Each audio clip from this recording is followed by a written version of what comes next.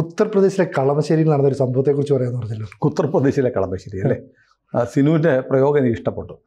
കാരണം കളമശ്ശേരി ഉത്തർപ്രദേശിലാണെങ്കിൽ അവിടെ സംഭവിക്കാവുന്ന ചില കാര്യങ്ങൾ അതുകൊണ്ടല്ലോ ഛത്തീസ്ഗഡ് ബോർഡറിൽ സംഭവങ്ങളൊക്കെ നടക്കില്ല. ഇപ്പം ഞാനൊരു സംഭവം പറയാം. രാത്രി കുറ്റാക്കൂരിട്ട് കടങ്കഥയാണോ? കേൾക്കൂ, ഭീകരകഥയാണ്. ബുൾഡോസർ വരുന്നു. ഉത്തർപ്രദേശ് ഓർമ്മയ്ക്കും ബുൾഡോസർ വന്നിട്ട് 100-120 മീറ്ററുള്ള മതിൽ ഇടിച്ച് തകർക്കുന്നു. പിന്നെ വരുന്നത് ലോറികളാണ്. ലോറിയിൽ വലിയ കോൺക്രീറ്റ് ജിപ്സം ബോർഡുകൾ കൊണ്ട് വീടൊക്കെ ഉണ്ടാക്കും, കണ്ടില്ലേ? അത് കൊണ്ടുവരുന്നു. അത് ക്രെയിൻ കൊണ്ട് ജിപ്സം ബോർഡുകൾ ഇറക്കി വെക്കുന്നു. എന്നിട്ട് രാത്രിക്ക് രാത്രി അതുകൊണ്ട് 3 വീടുകൾ ഉണ്ടാക്കുന്നു.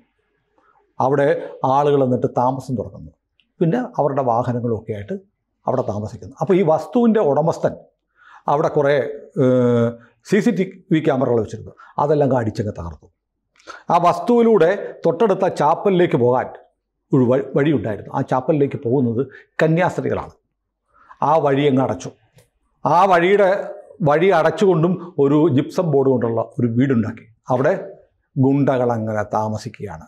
കന്യാസ്ത്രീകളോ വൈദികരോ പുറത്തോട്ട് വന്ന തെറി, കൈയും കാലും വിട്ടു എന്നുള്ള ഭീഷണി. ഇതെവിടെ നടക്കും? ഛത്തീസ്ഗഡിൽ അല്ലേ? ഉത്തർപ്രദേശിൽ, ഗുജറാത്തിൽ, വേണമെങ്കിൽ ആസാമിൽ. ഒന്നുമല്ല നടന്നത് കളമശ്ശേരിയിൽ, എറണാകുളം ജില്ലയിൽ നടന്നത്. തിരുവോണത്തിൻ്റെ തലേന്ന് ഉത്രാട രാത്രിയിൽ. ഇവിടുത്തെ ഏതെങ്കിലും മാധ്യമങ്ങൾ കൊടുത്തോ? വാർത്ത കൊടുത്തോ? എവിടെയെങ്കിലും ചർച്ചയുണ്ടായോ? എവിടെയെങ്കിലും പ്രതിഷേധം ഉണ്ടായോ? ഏതെങ്കിലും രാഷ്ട്രീയ പാർട്ടി ഇടപെട്ടോ? ഇല്ല. ഏതെങ്കിലും വൈദികർ തെരുവിലിറങ്ങി പ്രതിഷേധിച്ചോ? എവിടെയെങ്കിലും സാമൂഹ്യ മാധ്യമങ്ങളിൽ ക്രൈസ്തവർ രക്തം തുളയ്ക്കുന്ന ആളുകൾ പ്രതിഷേധിച്ചോ? ദീപിക പത്രം വാർത്ത കൊടുത്തോ? മുഖപ്രസംഗം ഇറങ്ങിയോ? ഇല്ല. ഇന്നിപ്പോൾ എത്രയാണ്? ഓണം കഴിഞ്ഞിട്ട് 2 ആഴ്ച കഴിഞ്ഞു. ഇതുവരെ കേരളം മിണ്ടാത്ത, കാണാത്ത വാർത്ത.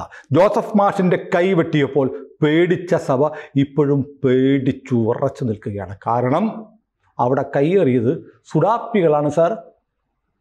ഈരാറ്റുപേട്ടയിൽ ഇതുപോലൊരു പള്ളിയിലച്ഛൻ്റെ നെഞ്ചത്തൂടെ ബൈക്ക് ഓടിച്ച് കളിച്ചു അല്ലേ പിള്ളേർ? അതെ. സഭ മിണ്ടിയോ? ഇല്ല. ഇത് സഭ അറിയാഞ്ഞിട്ടാണോ? സംഭവം നടന്ന അന്ന് തന്നെ എറണാകുളം അങ്കമാലി അതിരൂപത നേതൃത്വത്തെ കളമശ്ശേരി HMD കോളനിയിലെ കൈപ്പട മുകളിലുള്ള ഈ മാർത്തോമ ഭവൻ്റെ ഭാരവാഹികൾ അങ്കമാലി അതിരൂപത നേതൃത്വത്തെ അറിയിച്ചു, കൂരിയെ അറിയിച്ചു, സെൻറ് തോമസ് മൗണ്ടിൽ അറിയിച്ചു, KCBC Kerala Catholic bishops council എന്ന് പറയുന്ന ബിഷപ്പ് വലിയ തിരുമേനിമാരുടെ, അഭിവന്ദ്യ തിരുമേനിമാരുടെ ഒരു സഭയുണ്ടല്ലോ, അവിടെ അറിയിച്ചു. അതിരൂപതയുടെ ചുമതല ഇപ്പോൾ ആർക്കാ ഉള്ളതെന്നറിയോ? മെത്രാൻ ജോസഫ് പാംബ്ലാനിക്കാണ്. അദ്ദേഹത്തെ അറിയിച്ചു. എന്ന് വേണ്ടിയിട്ടില്ല. എങ്ങനെയുണ്ട്? നിങ്ങൾ ഛത്തീസ്ഗഡിൽ സംശയാസ്പദമായ സാഹചര്യത്തിൽ നക്സൽ ബാധിത പ്രദേശമായ നാരായൺപൂരിൽ നിന്ന് 2 പെൺകുട്ടികളുമായി 2 കന്യാസ്ത്രീകളെ സംശയാസ്പദമായ സാഹചര്യത്തിൽ റെയിൽവേ സ്റ്റേഷനിൽ കണ്ടപ്പോൾ ആളുകൾ പിടികൂടി പോലീസിൽ ഏൽപ്പിച്ചു. പോലീസ് കേസെടുത്തു. അവർ ജയിലിൽ പോയി, റിമാൻഡിൽ പോയി. അതിൻ്റെ പേരിൽ നിങ്ങൾ ഈ രാജ്യത്ത് എന്തെല്ലാം കലാപം ഉണ്ടാക്കി? കഴിഞ്ഞ 45 വർഷമായി 1980 മുതൽ മാർത്തോമ ഭവൻ വിലയ്ക്ക് വാങ്ങി അവിടെ കന്യാസ്ത്രീ മഠവും ചാപ്പലുമൊക്കെ ഉണ്ടാക്കി നടത്തുന്ന ഭൂമിയിലേക്ക് ബുൾഡോസർ വെച്ച് ഇടിച്ച് കയറി മതിൽ പൊളിച്ച് വീടുകളുണ്ടാക്കി അനധികൃതമായി ഇതാ ഇപ്പോഴും താമസിച്ചുകൊണ്ടിരിക്കുക. എന്തേ മിണ്ടാത്തത്?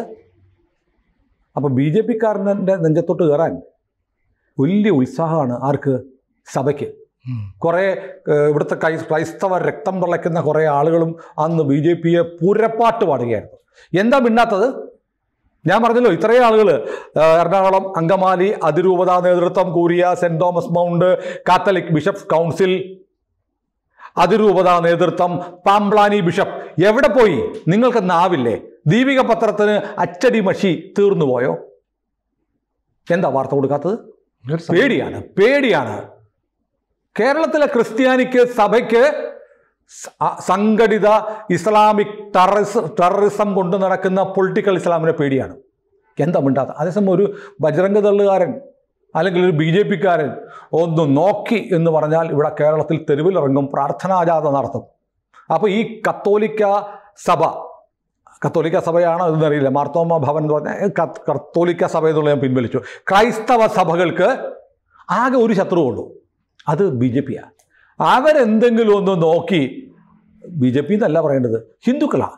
എവിടെയെങ്കിലുമുള്ള ഹിന്ദുക്കൾ മതപരിവർത്തനത്തെ ഒന്ന് ചേർത്താൽ അത് ശരിയല്ല എന്ന് പറഞ്ഞാൽ ഉടനെ കേരളത്തിലെ മുഴുവൻ തെരുവുകളിലിറങ്ങി കത്തിക്കും. എന്നാൽ ഇങ്ങനെ ഒരു സംഭവം ഉത്രാടത്തിൻ്റെ അന്നുണ്ടായി. തിരുവോണം ഈ മാസം 4-ാം തീയതി ആയിരുന്നു അല്ലേ?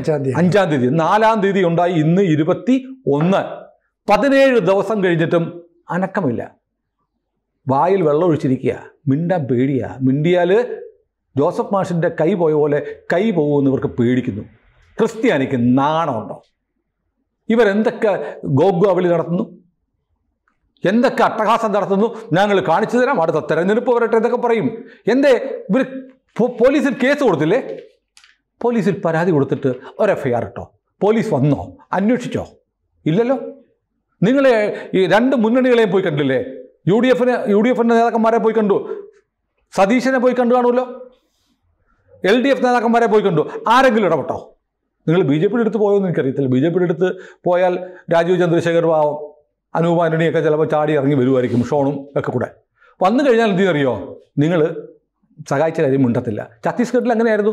രാജീവ് ചന്ദ്രശേഖറിൻ്റെ അടുത്ത് പോയി ഉത്തരവാദപ്പെട്ട ബിഷപ്പുമാർ കയ്യെ കാലേ വീണു, സഹായിക്കണം, രക്ഷിക്കണമെന്ന് പറഞ്ഞു.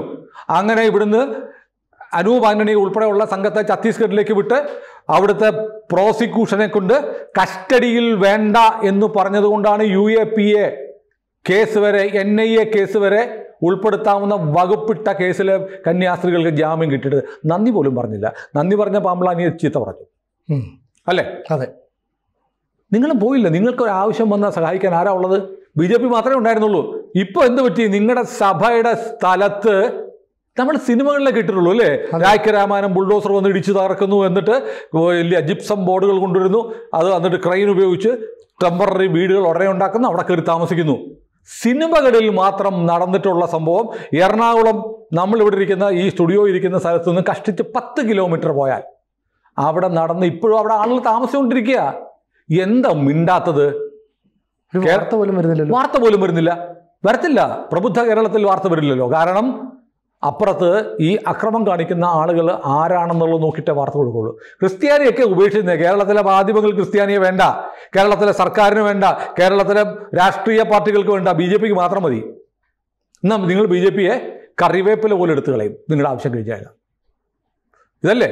അപ്പം ഞാൻ ആലോചിക്കുന്നത്, ക്രൈസ്തവ രക്തം തിളപ്പിച്ചുകൊണ്ട് തെരുവിലിറങ്ങിയ കന്യാസ്ത്രീമാരും ലോഹയിട്ട അച്ഛന്മാരും ഒക്കെ എവിടെ പോയി? അൽമായർ എവിടെ പോയി? ഒരു വാർത്ത, ഒരു പ്രതിഷേധ കുറിപ്പിറക്കാൻ പറ്റിയോ? ഇനി സംഭവം കൂടെ പറയാം. 1980 ഈ ഭൂമി വാങ്ങിയത്. അതായത് മുഹമ്മദ് ഹനീഫ എന്ന് പറയുന്ന ഒരാളിൽ നിന്നാണ് പണം കൊടുത്ത് എല്ലാ രേഖകളും സഹിതം 1980 80ഉം 20ഉം 2000 45 വർഷം മുമ്പ് 45 വർഷം മുമ്പ് ഇവർ ഈ സ്ഥലം വാങ്ങി അവിടെ അവർ മർത്തോമ ഭവനമൊക്കെ ഉണ്ടാക്കി അങ്ങനെ നടത്തിക്കൊണ്ടിരിക്കുക. പക്ഷെ അതിനിടയ്ക്ക് ചില ആളുകൾ, തൃശ്ശൂർക്കാരായ ചില ആളുകൾ രംഗപ്രവേശം ചെയ്തു. അതായത് മുഹമ്മദ് ഹനീഫയാണല്ലോ വിറ്റത്. പക്ഷേ മുഹമ്മദ് ഹനീഫയുടെ മകൻ, അപ്പൻ വിറ്റ വസ്തു മകൻ വീണ്ടും വിറ്റു എന്നൊരു ഡോക്യുമെൻറ്റുമായിട്ട് ഈ മുഹമ്മദ് ഹനീഫയുടെ മകൻ ഞങ്ങൾക്ക് ഈ വസ്തു വിറ്റിട്ടുണ്ട്, അതിൻ്റെ രേഖകളുണ്ട് എന്ന് പറഞ്ഞ് മുഹമ്മദ് മൂസ, NM നസീർ, സെയ്ദ് മുഹമ്മദ് എന്നീ 3 പേർ അവകാശവാദം ഉന്നയിച്ചു വന്നു. കേസായി. കേസ് കോടതി പോയി. 2007 കോടതി ഇത് തള്ളിയിട്ട് പറഞ്ഞു, ഇവന്മാർക്ക് ഒരു കാര്യവുമില്ല, ഈ സ്ഥലം മാർത്തോമ ഭവനം നിർമ്മിക്കാൻ വേണ്ടി സഭ കാശ് കൊടുത്തു മേടിച്ചതാണ് എന്ന് വിധി വന്നു. പിന്നെ ഒന്നും ചെയ്യാൻ പറ്റില്ലല്ലോ. ചെയ്യാൻ പറ്റുന്നത് എന്താണ്? പിന്നെ വന്നിട്ട് അനധികൃതമായി ആ സ്ഥലത്ത് കയറി അങ്ങ് താമസിക്കുക. താമസിച്ച് കഴിഞ്ഞിട്ട് കോടതി പോയ സിവിൽ കോടതി എന്ന് പറയുന്ന അറിയോ, സ്റ്റാറ്റസ് കോ നിലനിർത്താൻ പറയും. ഇപ്പോൾ നമ്മൾ രാത്രി ഒരു മതിലിൻ്റെ തർക്കം ഉണ്ടായിക്കഴിഞ്ഞാൽ മതിൽ നിർമ്മിച്ചതിനെതിരെ കേസ് കൊടുക്കും. കേസ് കൊടുത്തു കഴിഞ്ഞാൽ ഉടനെ എതിർ പാർട്ടി പറയും, ഒരു കാര്യം ചെയ്യും, അടുത്ത വെള്ളിയാഴ്ച വൈകുന്നേരം മതിലങ്ങ് തട്ടിയേക്കാൻ പറയും. ശനി ഞായർ കോടതി അവധി. തിങ്കളാഴ്ച കോടതി ചെല്ലുമ്പോഴത്തേക്ക് കോടതി പറയും, ഒരു കാര്യം ചെയ്യും, കേസ് തീർപ്പാക്കുന്നവരെ സ്റ്റാറ്റസ് കോ, ആ മതിൽ പൊളിഞ്ഞു കിടക്കോടെ. ഇതെന്നാണ് തിരുവോണത്തിൻ്റെ തലേന്ന് രാത്രി ബുൾഡോസർ വെച്ച് മതിലിടിക്കുന്നു. രാത്രി തന്നെ ലോറിയിൽ ഈ റെഡിമെയ്ഡ് വീടിനുള്ള സാധനങ്ങൾ കൊണ്ടുവന്നിട്ട് ക്രെയിൻ ഉപയോഗിച്ച് 2-3 വീടുകൾ ഇറക്റ്റ് ചെയ്യുന്നു, വണ്ടികളൊക്കെ പാർക്ക് ചെയ്യുന്നു. പിറ്റേന്ന് തിരുവോണം അവധി, അതിൻ്റെ പിറ്റേ ദിവസവും അവധി. പിന്നെ കോടതി ചെല്ലുമ്പോഴോ ഞങ്ങളവിടെ താമസിച്ചുകൊണ്ടിരിക്കുക, ഞങ്ങളെ ഒഴിപ്പിക്കാൻ പാടില്ല. ശരി, കേസ് തീരുന്നവരെ ഒഴിപ്പിക്കാം. സ്റ്റാറ്റസ് കോ. എങ്ങനെയുണ്ട്? നല്ല തന്ത്രമാണ്. നല്ലതാണ്. ഇതാണ് സിവിൽ കേസുകളിൽ എല്ലായിടത്തും നടക്കുന്ന കാര്യമാണ്. പക്ഷേ ഇത് ആർക്കെതിരെയാണ്? ക്രൈസ്തവ. കേരളത്തിൽ ഒരു കാലത്ത് കേരളം ആരു ഭരിക്കണമെന്ന് വരെ തീരുമാനിച്ചിരുന്ന ക്രൈസ്തവ സഭയുടെ നെഞ്ചത്തേക്കാണ്. നിങ്ങളിത് UP-യിലാണെങ്കിൽ എന്ത് പറയുമായിരുന്നു? UP-യിൽ അവിടെ ഇതുപോലത്തെ സ്ഥലത്തേക്ക് അവിടുത്തെ പ്രാദേശികമായി ഏതെങ്കിലും ദാതമാർ എന്ന് പറഞ്ഞ സംഘപരിവാർ ആക്രമണം, കത്തോലിക്ക സഭയുടെ ക്രൈസ്തവ സഭയുടെ പ്രോപ്പർട്ടി ബുൾഡോസർ വെച്ച് 100 മീറ്ററോളം മതിൽ പൊളിച്ച് രാത്രിയിൽ ബുൾഡോസറുമായി വന്ന് അവിടെ താൽക്കാലിക വീടുകൾ ഉണ്ടാക്കി ഹിന്ദുത്വ ഭീകരർ അവിടെ താമസിക്കുന്നു എന്ന് പറഞ്ഞ് കേരള എത്ര ദിവസം ചർച്ച ചെയ്യും? ഇതാകെ പുറം ലോകം പറഞ്ഞ് എങ്ങനെയാണെന്നറിയോ? ഇവര് പറയുന്ന സംഘി ക്രിസ്ത്യാനികളുണ്ടല്ലോ, കാസക്കാര്, നമ്മുടെ കെവിൻ പീറ്ററുടെ കാസ സോഷ്യൽ മീഡിയയിലൂടെ പുറത്തു വിട്ടപ്പോഴാണ് ഇങ്ങനൊരു സംഭവം ഉള്ളത് കേരളം അറിയുന്നത്.